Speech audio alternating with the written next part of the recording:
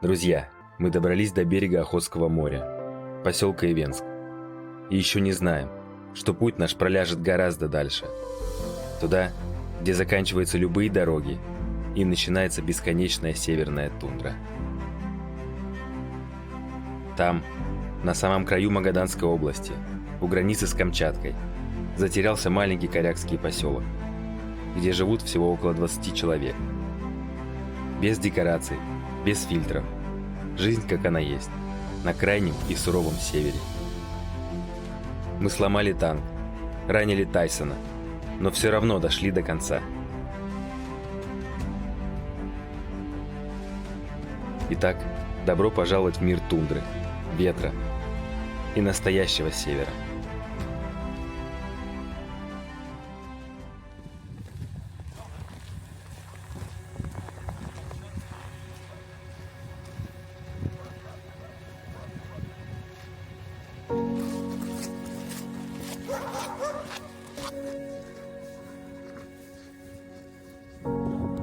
Мы в Ивенске, небольшом поселке городского типа на побережье Охотского моря, административном центре Северо-Ивенского района, Магаданской области. Эти места называют буквально краем земли.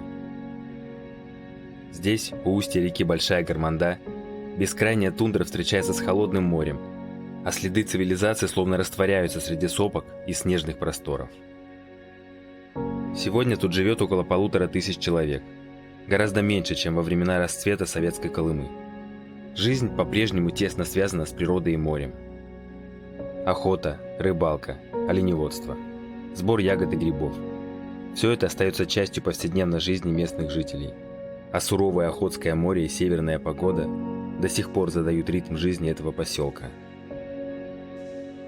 До ближайших крупных городов сотни километров. Постоянной дороги в Ивенск нет. Зимой сюда ведут только зимники, а летом добраться можно лишь морем или по воздуху. Но мы добрались сюда не только насладиться пейзажами. Наша миссия – доставить детям поселка новогодние подарки от елки желаний. Мы сюда приехали в простой истории.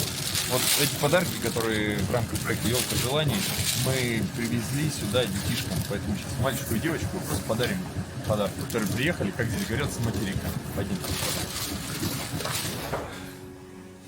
Мы к вам. Его можно обнимать. Это тебе. Утром, гуляя по Ивенску, мы обратили внимание на очень странное. Снега крайне мало. Это подтвердил нам за завтраком местный житель Иван, который с детства живет здесь и понимает климат лучше многих карт. В этом году снега действительно мало, говорит он. Родители в осенне-зимний период отправляют детей на учебу, то есть в поселок Ивенск из тех сел, где отсутствует у нас школа.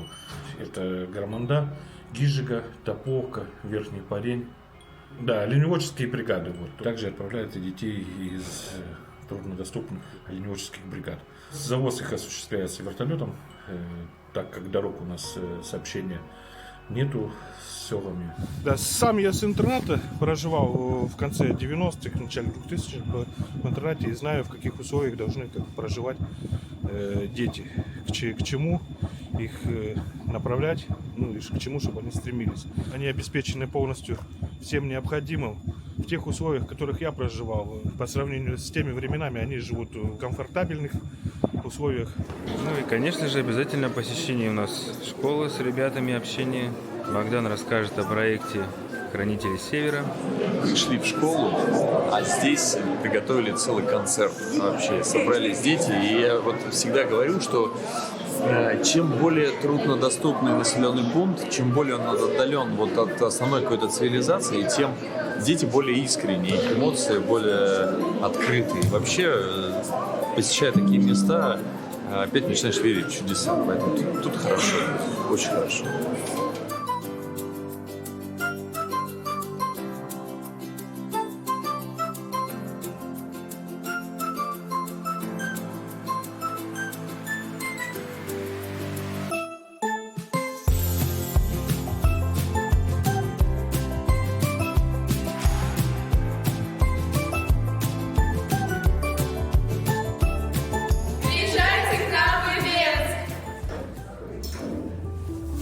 Сделав обязательную часть нашего приезда в Ивенск, не теряя времени, мы быстро едем разведать обстановку с Зимником до границы Камчатки.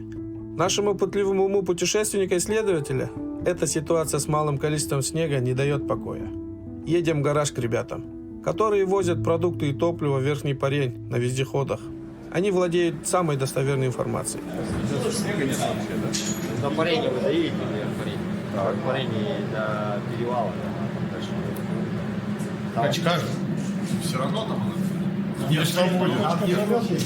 Нет, Перелеты будут. я имею в виду вот именно по самой дороге сейчас. Ты что? Такого покрытия, как по поселку? Да. Такого нет. Вот сейчас ты выезжаешь и Вы будете вот так вот. Давай сейчас отсюда поднимем. Отсюда поднимитесь сюда. и сразу. Ну, уже до Гирги. Там вообще не разгонишься. Вот рубить. Вот рубить. Да? Я просто в том году туда приезжал еликом. Такой был построен и заехал только туда до Гирги.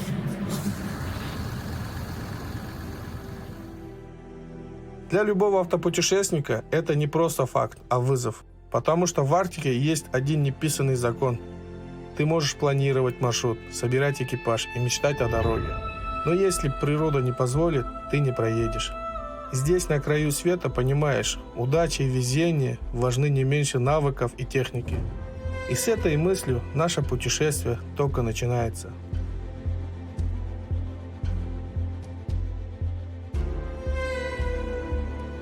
Поворачиваем направо, а это значит, мы движемся на восток, чуть северо-восток, скажу точнее, на поселок Гижига. До поселка Гижига у нас будет зимник, но зимник такой не чищенный, а стихийный зимник. Задача добраться до Гижиги, и после Гижиги, там по местности посмотрим, будем пробиваться до Парений. Кого не ожидаешь, что тут лошадь увидеть? Все. Только выехали, сразу началось. Это зимник, это такой стихийный зимник, весь в качкарниках. Будем ехать медленно, но верно. Это будет, мне кажется, очень Глубоко ночью туда доедем. долго, да. Такие встречи с дальнобойщиками на встречу это самые лучшие информативные встречи, потому что они знают состояние дороги, как, что, где, как.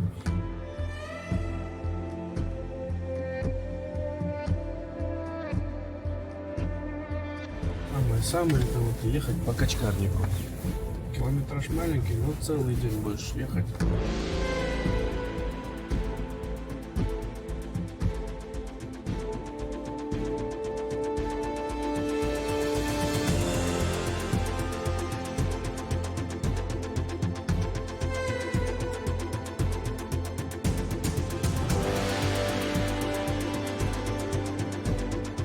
Друзья мои, у нас на встречу идет уже третий КАМАЗ, третий трехосник со стерны. Это значит, что ребята оттуда сюда едут. И то, что сейчас в гараже нам ребята говорили, что где-то будет надуто, там будет колея, значит, вот этого не будет у нас, потому что 3 КАМАЗа проехали, это уже пробитый нормальный след. Нам, значит, немножко повезет. Да, в таких местах я еще на машине не катался.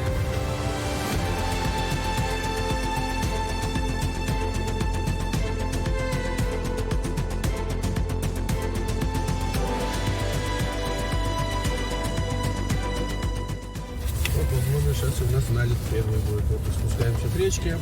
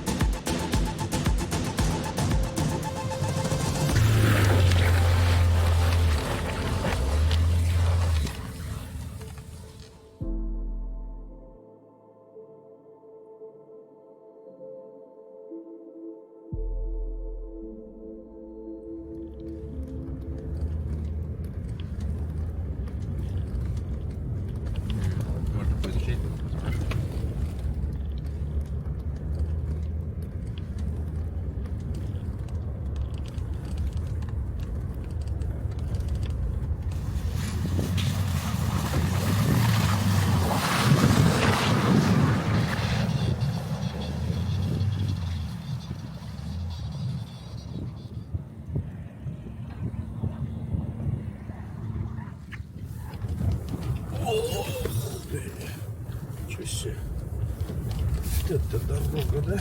Ребят, добро пожаловать на населенный пункт Гижига. 2,5 часа по Качкарнику, по тундре. Вроде расстояние не маленькое, но потратили 2,5 часа по факту. Ну, приехали в Гижигу. Вот заезжаем. Вот это точно. Зрелище такое.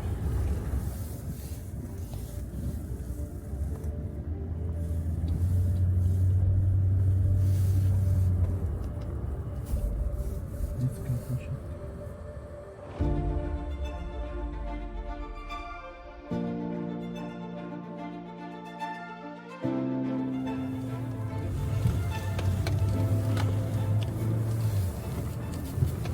Коварное место на самом деле. Там был наледь, она замерзшая была, большая машина чуть его сломала, но она успела замерзнуть и окрепнуть под наш вес.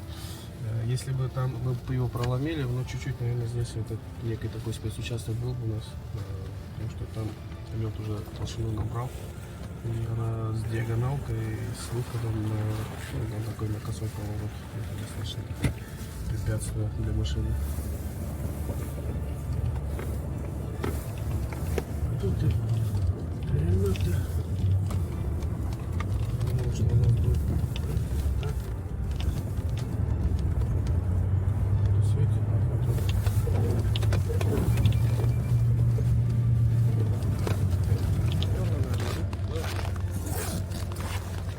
Опять прохладненько, да? Как тепленько днем было, и опять. 38 показывает. Так. Скорость немыслимая, 80 км в час.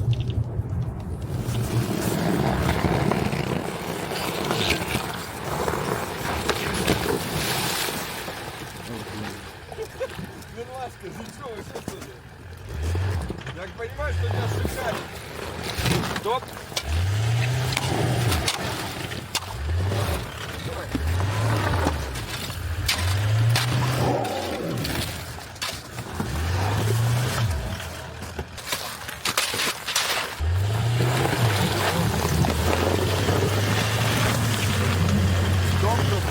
Чуть назад, вот на полтора. Давай, да.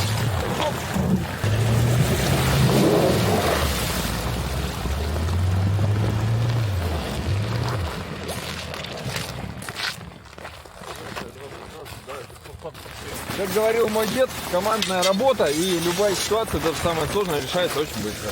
Все целое, без последствий. Боялся за то, что здесь продавит. Все нормально. Вот так, там не подъехать так. Это кажется, машину стягивает сразу. Ты ровно заходил, я боком бы ее раскорячил, и мы тебя вообще был- до весны бы тут бы. Был бы С риск. паводком бы ушел бы куда-нибудь туда, на Камчатку. Нет, чтобы развернулся, лежал бы спокойно. Я бы не делал так. Ребят, поехали, бесплатно.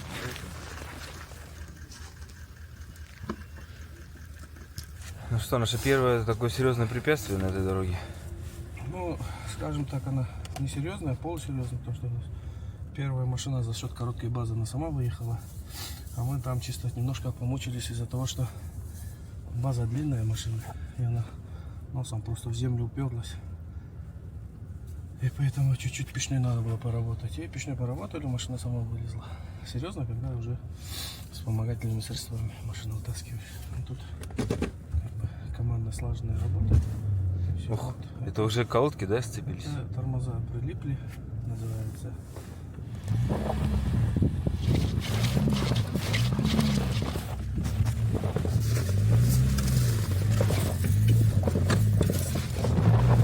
Назад.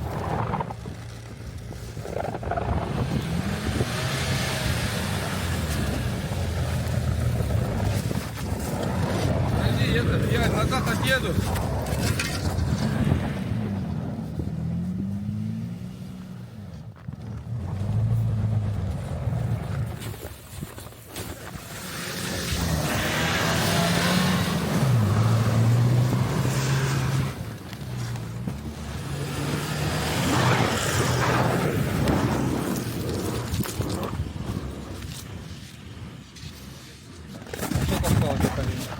Ну, километров 20 с копейками. Там, если что, надо литров 20. По прямой. А там нет туда падения только бензина. Ну, литров 20-10, может, найдем. Ну, мне столько и надо. 20 литров мне хватило. На улице холодает. По градуснику 31, но здесь и влажность выше возле моря, и ветер сильнее, сильнейший. А что получается, это первое такое место, где не было колеи, да, насыпано было, топтать пришлось. Это не топтание, мы его били просто. Раскакивают. Вот так.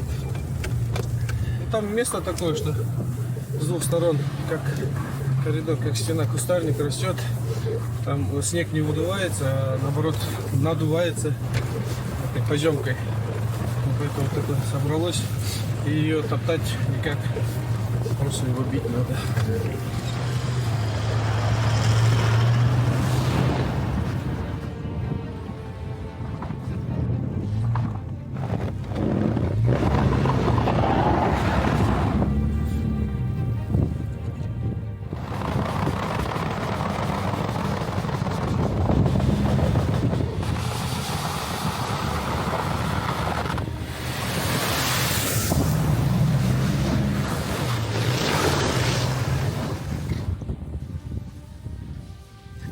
Стащил, да, он не мог выбраться, получается, с боковой. Где меньше веса, колесо крутиться начинает, и он его это колесо блокировать начинает, чтобы дать момент другому колесу. Или просто перерыв. Сели, да? Мирлан заодно меня учит автомобильной грамоте, потому что я в этом достаточно плохо разбираюсь, и вот в течение дороги всякие моменты попадаются, он мне постоянно объясняет, как то, как все, как физика работает. Слишком рыхлый снег. Стой! Стой, много.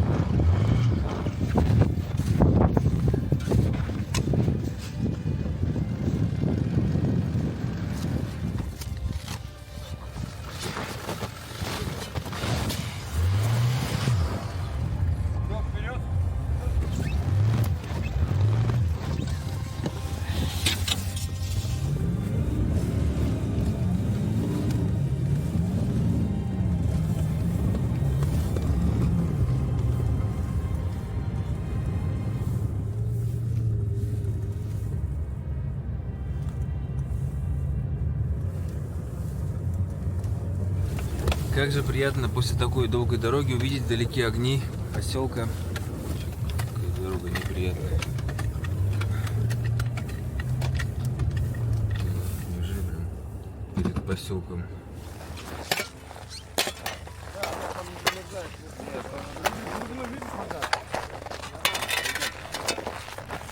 Налить? Дышит? Сейчас будем потихонечку проезжать. Вроде не сильно глубокая, вот, но это... Все равно водичку на морозе неприятно заезжать.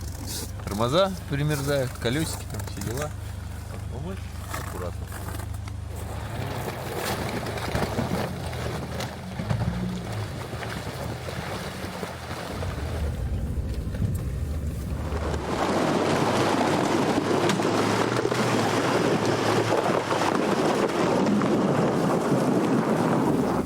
Касса не налить, а просто речка не замерзает. Речка не глубокая, в принципе, ходовая. В такой мороз любая вода — это прилипшие тормоза. Вот видите, сразу прилипли. Скорее всего, та дорога тоже в деревню приходит. Там эти ездят, наверное, большие машины.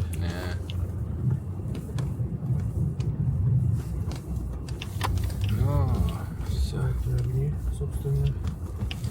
Что удивительно, да, в каких краях, в каких местах люди живут-то. Мы добрались. Надо вот куда-то постучаться, вроде бы техника стоит. Вот такой вот в загашнике бензин есть. Нам бензин еще нужен, да? Упорнее слишком сильно ушло. Снегоход, бочки. Скорее всего, топливо есть. Снегоход вообще только на бензине работает. И поэтому они бензин на вес золота здесь.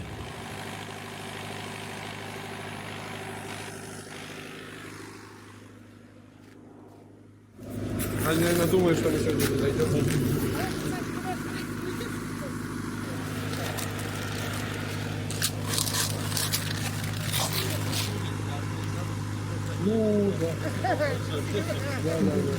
Мы приехали, у нас на дворе 12 часов ночи, никто нас не ждал, никто нас...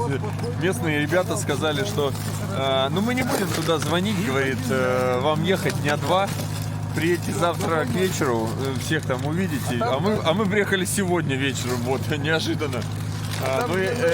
И все-таки сказали, что сюда никто не заезжал на таких машинах, поэтому они думают, что мы еще вернемся.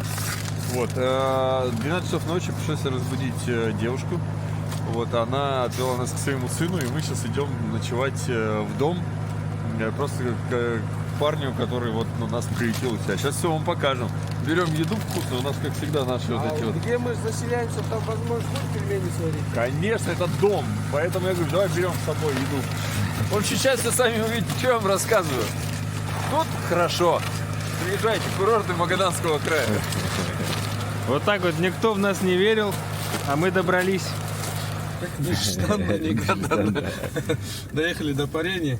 Естественно, вот каждый раз, когда мы куда-то доезжаем, местные очень удивляются, потому что на севере, которые живут в таких местах, ребята, они очень рассудительные, и почем зря не рискуют. И вот такие решения, казалось бы, такие они вот так 7 раз подумают, сделать это, не сделать, потому что мы север, как говорится, ошибок не прощает. Поэтому они нас сегодня не ждали. Они видели, на каких машинах мы, они подумали, что мы до Гижги доедем, и все. Так, мы доехали. Все же тогда скептически так смотрели на нас, типа, ну-ну. Это в этом доме, да, мы будем? Что-то печка не горит. Представляешь, мы приехали в деревню на границе с Камчаткой, где живут 35 человек. У них тут садик, несколько этих садики людей, и все. Тут работы как таковой нет, школа там несколько-то учатся, и садики, и все. И тут жители в основном охота, рыбалка, вот этим. Такие живут, да, сказать. Вот всю жизнь можно жить и не знать, что на карте, вот на этой точке живут люди. Такие же, как мы.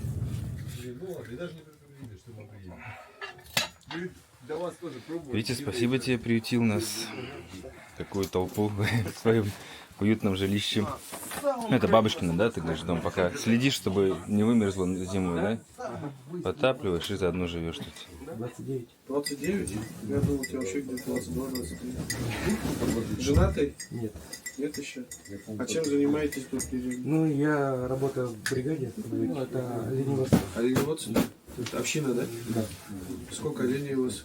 Где-то около 3000? Да. Хорошее поголовье. Так. А дикие олени тут есть? Да, вот недавно проход был. Они стада ваши не угоняют, нет? Почему половину? Ну, как половина. Там, ну, угнались. Считаю, вы хотите до границы доехать. Да-да, до круглого камня сколько? Будет, если отсюда, так, ну, 30 точно. 30, да.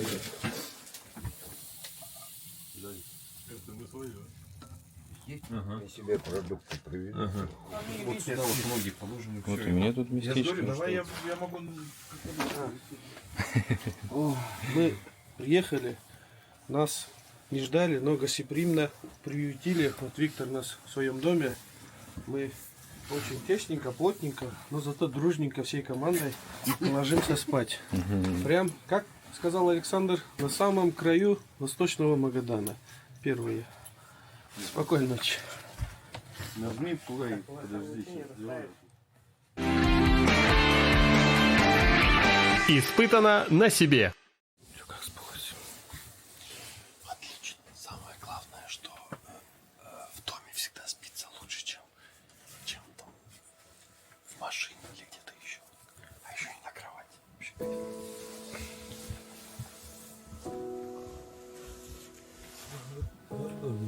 Хорошо. Все, спасибо. Доброе утро. Подъем.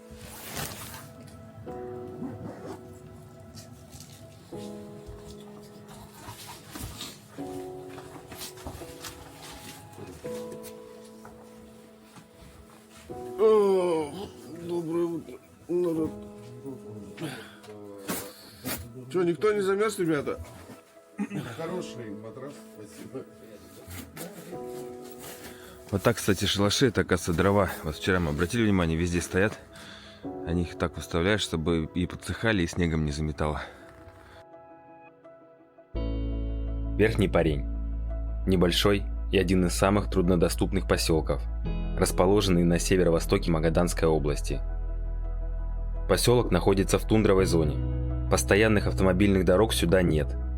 Связь с внешним миром в основном по воздуху или же по зимникам, но только на вездеходной технике. Климат здесь суровый, даже по северным меркам. Долгая зима, сильные ветра и короткое прохладное лето. Сам поселок появился уже в советское время, когда коренные жители постепенно переходили от кочевой жизни к оседлой. Ну, поселок, раньше здесь большой поселок. Потом все это сгорели, там сгнили, начали уже переезжать. Сегодня основную часть населения здесь составляют коряки, один из древнейших народов северо-востока России.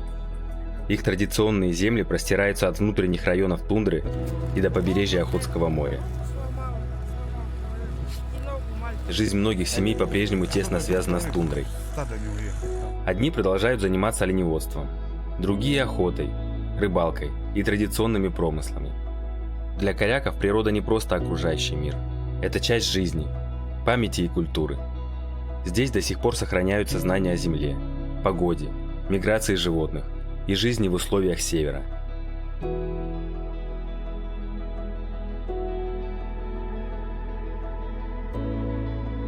Сегодня жители Верхнего Парения живут уже в постоянных домах, а традиционный уклад постепенно переплетается с современной жизнью.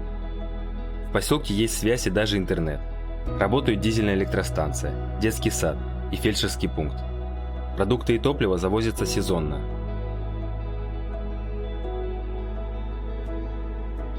Но для местных жителей Верхний Парень – это гораздо больше, чем просто отдаленный поселок.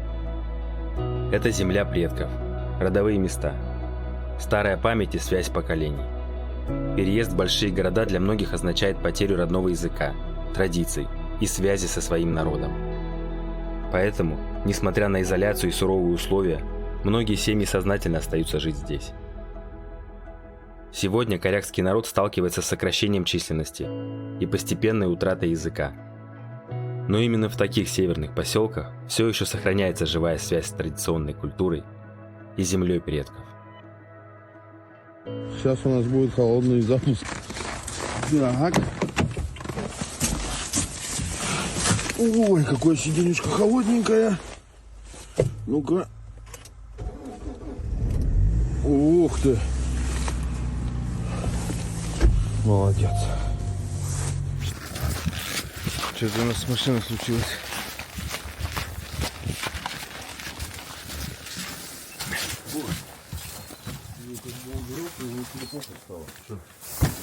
Обороты начал подскидывать, и что-то там по капотам. Заскрипело, засвистело. Сильно? Вообще жестко. Нет, там прям свист был. Был большой мороз. Масло замерзшее, смотрите. Холодно. Мы заглушили сегодня только за счет экономии топлива, из-за экономии топлива. Потому что бензина у нас притирку. С дизелем здесь проблем нету, есть дизельная станция, а бензина нету. Поэтому мы заглушили, чтобы вернуться назад, иначе нам просто не хватило бы. Вот как результат, утром были танцы с бубном запуском. Конечно, честно говоря, глушить его не стоило, но тогда бы мы остались бы здесь при любых раскладах. Утро начинается не с кофе, а с решения сразу двух задач. Наш новенький дилерский танк в это морозное утро словил клин. Походу дела, машина здесь останется. Об этом красноречиво говорит замерзшие сталактиты на конце шупа. Теперь у нас самая настоящая недвижимость на краю земли. Задача номер 1 – эвакуация танка. С ней мы справляемся довольно быстро, созвонившись с эвенскими вездеходчиками. У нас нормально? Мы тоже машину глушили. Главное, стоит автозапуск по температуре двигателя. Температуру двигателя я ставил на плюс 5. И машина за ночь при такой температуре воздуха, наверное, заводился раза 3. Поэтому машина тепло. Вода даже не замерзла в машине на полу. 36 градусов показывает. Задача номер 2 ехать ли дальше одной машиной до самой границы Камчатки. Ответ очевиден. Конечно, ехать. Раз уж мы здесь, такую возможность упускать нельзя. До границы каких-то 20 километров. Но это не дорога и даже не зимний. Полное отсутствие каких-либо направлений. Сложный рельеф, ручьи и стланник. Для Тайсона без блокировок этот участок будет по-настоящему тяжелым. Но когда трудности останавливали нас? На нейтралку нажми кнопку.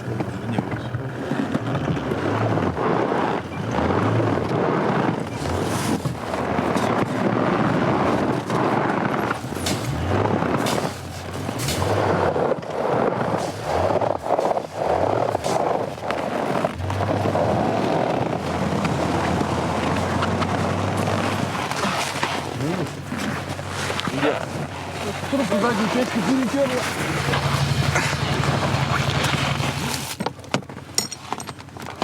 Когда газуем, сильно давление идет, задняя печка не рабочая, ну, я его не включаю. А все равно циркуляция маленькая идет, минимальная, поэтому по маленькой капает. Сейчас мы на тройнике заглушим зад, и все.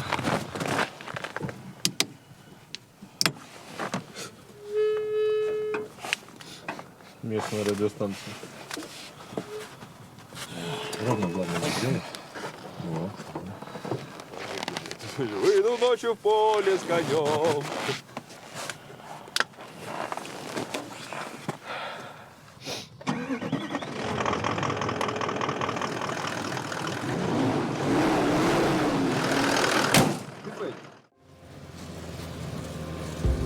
Ну а пока парни покоряют Камчатку, местные мужики пригласили меня на настоящую корякскую рыбалку.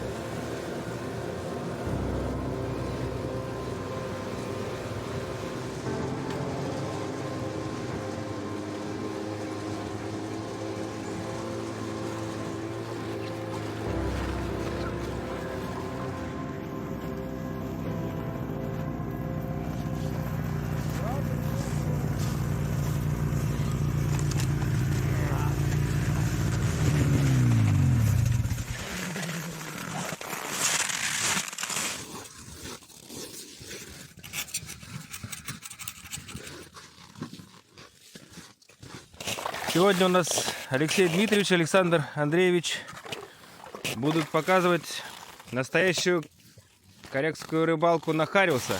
Да. Речка, как это называется? Это парень, вверх парень. Парень так и есть, ага. Вверх парень. Вверх парень, да? А там будет парень, блин, на Камчатке. Красный. Вот он на приманку, называется галстук. И потом на крючок насаживаем.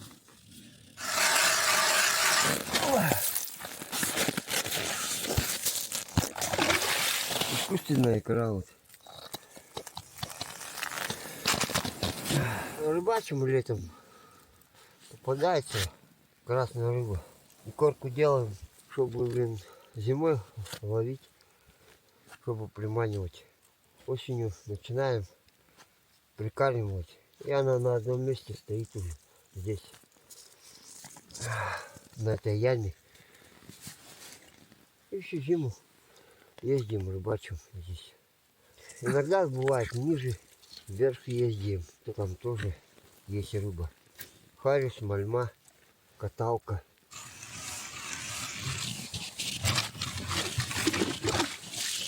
Теперь важно правильно прикормить рыбу.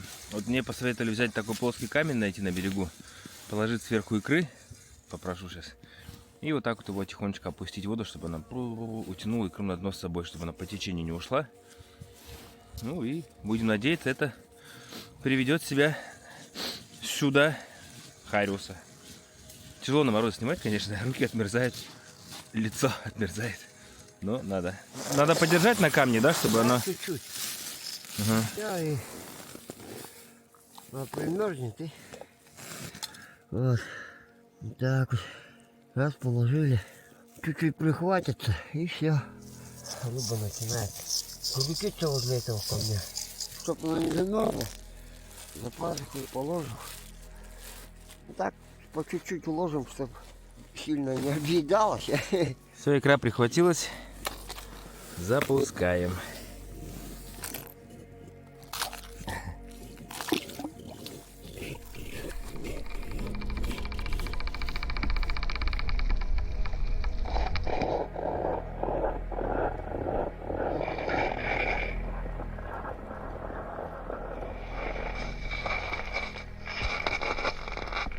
Витя дал мне удочку свою. Вот так вот, в принципе, все просто делается. Деревянная палочка вытачивается, на нее леска. И вот у меня тоже крючок с икрой искусственной. И кусочек воротника рыбы. Сейчас на это, в принципе, можно уже пробовать ловить.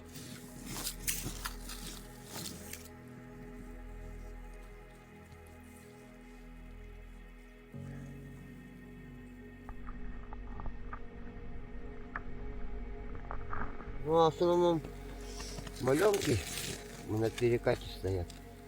Карис он чуть поглубже уходит. Вы их перебираете, пробуете, он по-разному бывает? Да, вот. Это большой, наверное, слишком. Только весной можно ловить на них. Сейчас попробуем вот на этот, на маленький крючочек.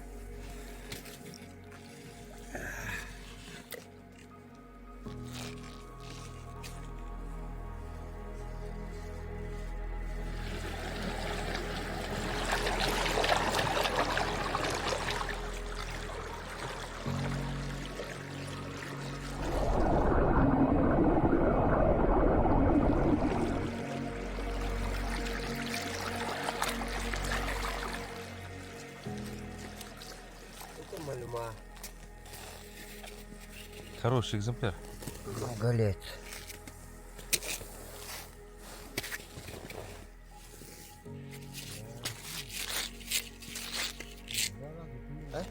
Не рестится рыба на этой речке? Да, обязательно. Ну это кита основном. Так, собачка что-то вкусное нашла. А рыба, вмерзшая в лед. Интересно, нашу она не трогает, которую мужики поймали, а которую сама нашла, ест с большим удовольствием. Вот. Маленькая. Так. О, еще один. О,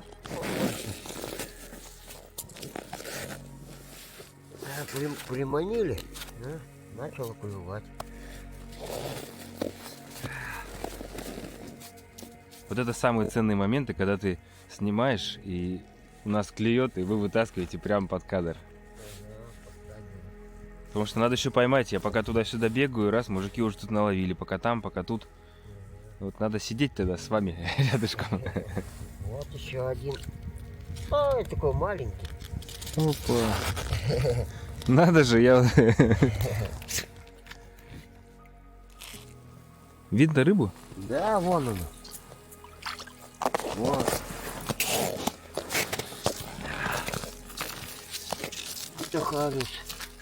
Ну, наша рыбалка подходит к концу. В принципе, улов неплохой. Сейчас все объединим, посмотрим, сколько у нас сегодня поймано рыбы. И камера уже садится, поэтому пора, наверное, скоро ехать домой. Пойдем.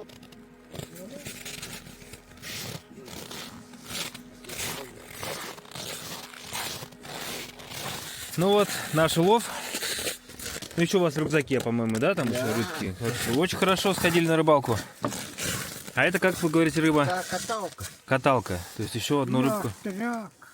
Поймали еще 4 вида рыб у нас сегодня.